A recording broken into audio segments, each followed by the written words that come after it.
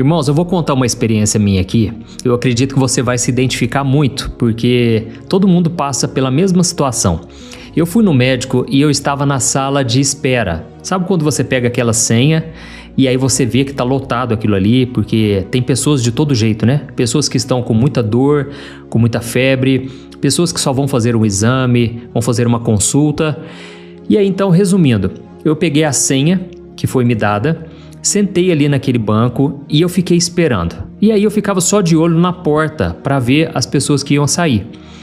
O que acontecia? O médico nunca me chamava. Você sabe como é que é, né? O médico às vezes atende de uma forma mais demorada cada pessoa. E o tempo foi passando. Irmãos, meia hora, uma hora.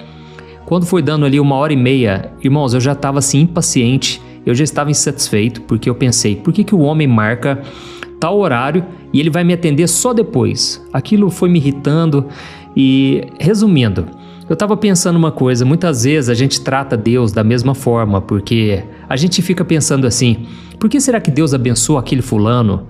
Por que Deus atende aquela pessoa e eu estou aqui na fila de espera há tanto tempo? Sabe, irmãos, aquelas pessoas que saíam ali da sala do médico, eu enxergava elas como abençoadas e eu achava que eu estava ficando de fora, que o médico tinha me esquecido, até que chegou o momento certo e eu fui finalmente atendido. A verdade, irmãos, é que muitas vezes nós somos egoístas e aquelas pessoas que estavam sendo atendidas, provavelmente elas estavam ali gastando todo aquele tempo porque foi necessário. Mas eu estava pensando só na minha situação, entendeu? Eu achava que eu deveria ter prioridade. E então eu aprendi uma grande lição com isso tudo, irmãos. E eu quero trazer aqui hoje uma mensagem falando exatamente sobre esse sentimento que vem sobre você. E eu vou te mostrar também por que Deus muitas vezes não faz as coisas do seu jeito, no seu tempo, e às vezes faz na vida do seu irmão. Por que algumas pessoas são priorizadas ou não? Será que isso acontece? Olha, a mensagem de hoje está muito interessante. Vou te trazer aqui um ponto de vista que você nunca pensou e vai mudar totalmente a sua vida, porque se você mudar, mesmo que as circunstâncias não mudem, isso vai fazer toda a diferença, concorda? Se você estiver bem e em paz, isso é o que importa. E você, principalmente, você vai entender que Deus, na verdade, já está fazendo algo na sua vida, mesmo sem você perceber. Então vamos começar. Irmãos, eu quero ler com vocês aqui uma das passagens mais desconcertantes de toda a Bíblia e eu vou te explicar por quê.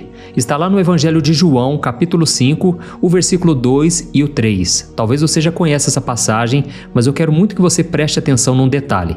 Diz assim, ó: dentro da cidade de Jerusalém ficava o tanque de Betesda, com 5 pátios cobertos. E havia ali multidões de doentes, cegos, mancos e paralíticos, deitados nos alpendres.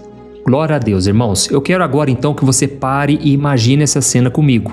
Esse lugar aqui, o tanque de Betesda, não é um lugar bonito. É como se fosse um hospital a céu aberto. Imagine o cheiro de doença, o cheiro de pessoas que já estavam ali sem tomar banho. Há quanto tempo? Imagine agora também o barulho daquele lugar. Irmãos, os gemidos das pessoas, o sofrimento que estava ali era incalculável. E a palavra Betesda em hebraico significa casa de misericórdia.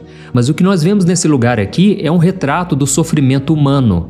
Os homens estavam ali, cegos, paralíticos, mancos. A Bíblia diz que havia uma multidão de doentes. Então não eram apenas 10, 5, 20 pessoas. Eram centenas, talvez milhares, por que não? Então nós vemos aqui uma coisa, que esse realmente era um lugar que pouca gente queria estar. Mas é no meio desse cenário de dor, de sofrimento, que Jesus chega. E o que a gente espera que Jesus faça? Eu acredito que você esperaria a mesma coisa que eu, que Jesus chegasse ali, estalasse os dedos e curasse todo mundo de forma instantânea, que Jesus fizesse um milagre em massa, curando e transformando a vida de todo mundo, certo? Mas não foi isso que aconteceu. A Bíblia diz que Jesus andou por toda aquela multidão, ele olhou para todos aqueles rostos tristes, sofridos, e ele escolheu curar apenas um homem. Um paralítico que estava ali doente havia 38 anos. E então ele cura aquela única pessoa, ele diz para ele, pegue a sua maca e vá embora porque você está curado. E então Jesus vai embora e ele deixa todos os outros na mesma condição. Olha, eu acredito que isso aí mexe muito com você e mexe muito comigo também, porque nós não entendemos o que aconteceu ali.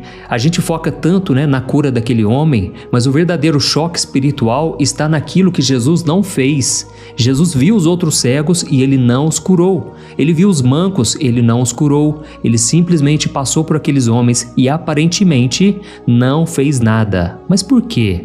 Por que Jesus não curaria aquelas outras pessoas? Afinal de contas, isso não combina com a imagem que nós temos do Senhor, não é verdade? Uma imagem de alguém que é compassivo, alguém que se compadecia do sofrimento do próximo. E aqui está a primeira revelação para a sua vida hoje, para você e para mim. Nós devemos entender que Deus é glorificado, tanto quanto Ele diz sim, mas também quando Ele escolhe dizer não. Irmãos, o amor de Deus não se mede apenas pelos milagres que Ele faz, não, mas também pelos milagres que Ele decide não fazer.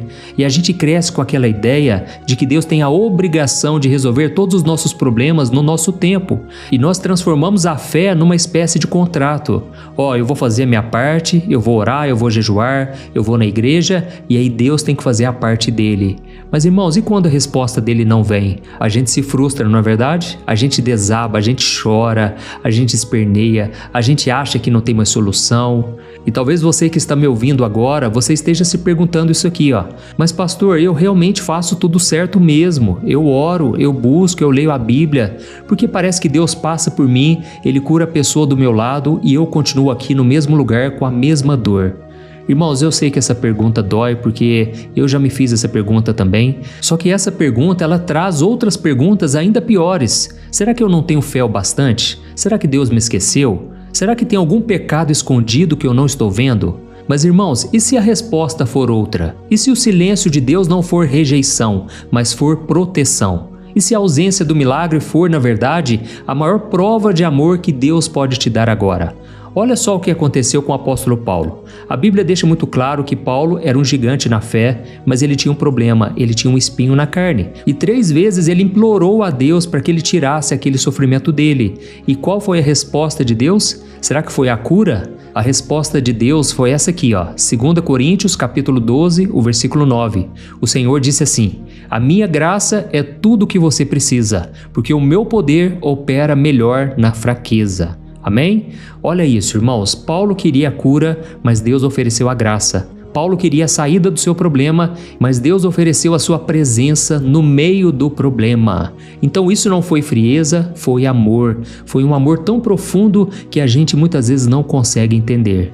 Deixa eu te falar uma coisa. Tem horas em que o milagre que a gente tanto pede seria a nossa própria ruína. Guarde isso que eu estou te falando. Tem gente, irmãos, que se fosse curada de uma enfermidade hoje, ela se afastaria de Deus amanhã. Ela se tornaria orgulhosa da sua própria força. E tem gente que se recebesse aquela promoção no emprego agora, ela se tornaria arrogante, se esqueceria daquele que exaltou a pessoa. Então, irmãos, tem portas que Deus não abre porque Ele sabe que a gente ainda não tem estrutura para lidar com aquilo que está do outro lado. E a questão é que esse tipo de cuidado de Deus, ele não vira testemunho no microfone da igreja, entendeu?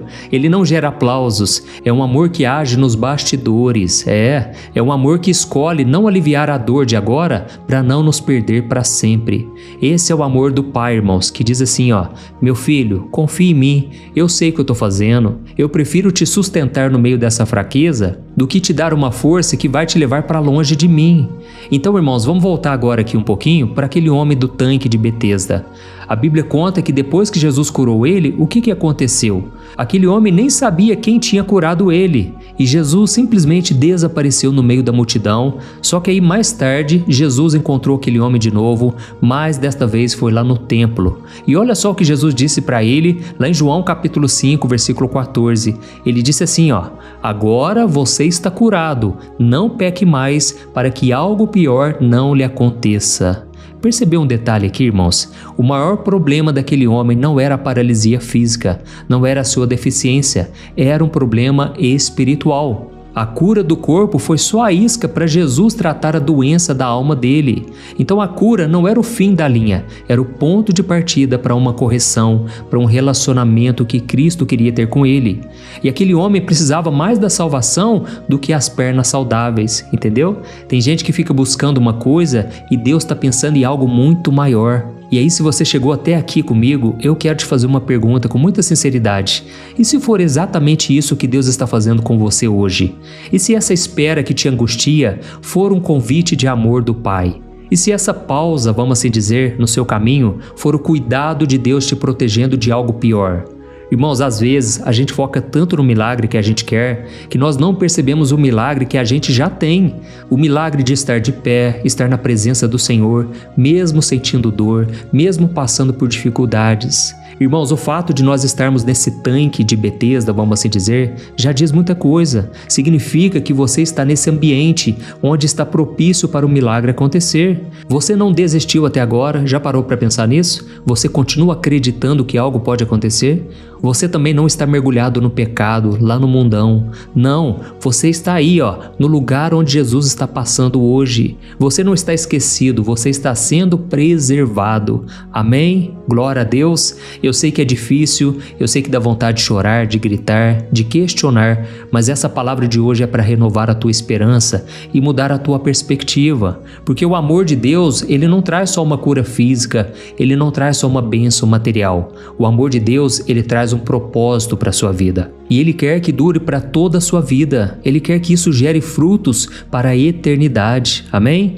Talvez se você soubesse do que Deus está te livrando agora, do acidente que Ele evitou, da cilada do inimigo que Ele desfez, da pessoa errada que Ele afastou de você, você cairia de joelhos e o adoraria, mesmo sem entender, mesmo sem ter uma resposta.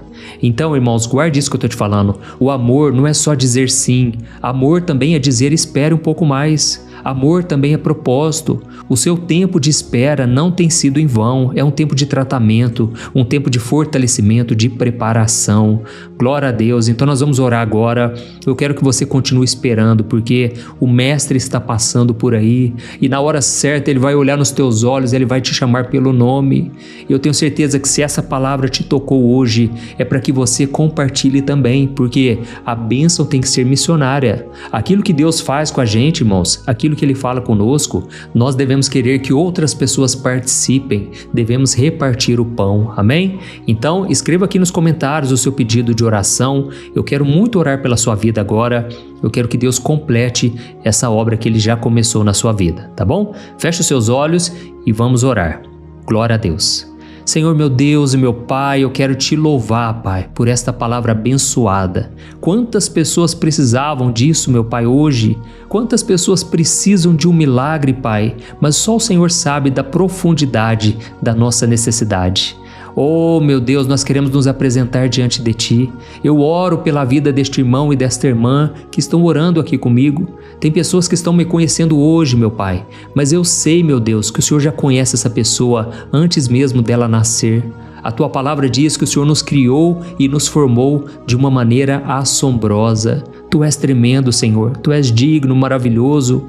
Pai, todo dia eu quero estar aqui orando por essa pessoa, trazendo uma palavra. E por isso eu te peço, Senhor, que o Senhor fortaleça a vida dos Teus filhos. Tem pessoas aqui que estão chorando escondido, estão se perguntando assim: Deus, o Senhor se esqueceu de mim? Por que o Senhor não faz nada na minha vida?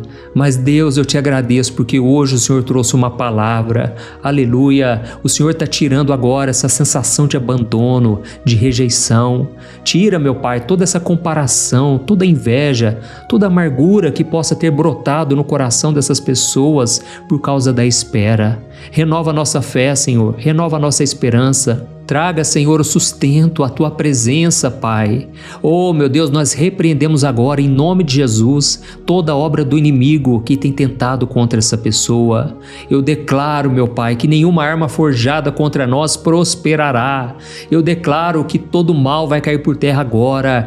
Em nome de Jesus, toda opressão maligna, todo cansaço, esse peso nas costas, essa dor de cabeça, eu repreendo em nome de Jesus. Você que está cansado, meu querido irmão, minha irmã, eu declaro sobre a sua vida: a força do Senhor vem sobre ti, a glória do Senhor está resplandecendo na tua vida. Aleluia! Oh, meu irmão, e agora, se você deseja entregar a sua vida para Jesus, eu quero te ajudar nisso. Eu quero que você repita essas palavras. Se você não conseguir repetir, simplesmente abra o seu coração e diga com a sua boca que Jesus é o Senhor. E a palavra de Deus promete que se você confessar com a sua boca e crer no seu coração, Jesus vai fazer morada na sua vida através do Espírito Santo e você será salvo quando partir desse mundo. Amém? Então continue com seus olhos fechados e ore assim comigo. Senhor Jesus, eu quero te agradecer por tudo que o Senhor fez hoje. Jesus, eu te peço, entra na minha vida agora, perdoa os meus pecados, Senhor. Eu tenho feito tantas coisas que não te agradam. Eu renuncio o meu passado, os meus pecados, para viver em obediência à tua palavra. Jesus, eu creio que o Senhor é o meu único e suficiente Salvador. Eu creio que o Senhor morreu na cruz em meu lugar e ressuscitou ao terceiro dia para me salvar. Então lava-me com teu sangue precioso. Eu creio que agora o Senhor está me perdoando, está me restaurando e transformando a minha história. É em teu nome que eu oro e já te agradeço. Amém. Glória a Deus. Oh, meus amados, olha, se vocês oraram de todo o coração e eu creio que você orou, é nessa hora que o Espírito Santo veio morar em você. E agora você já não é qualquer pessoa, você é filho e filha amados de Deus. Então, que essa salvação alcance não só você, mas toda a sua casa. Continue nos caminhos do Senhor, procure uma igreja próxima de você. E agora eu peço que você compartilhe e eu te espero no próximo vídeo. Um grande abraço.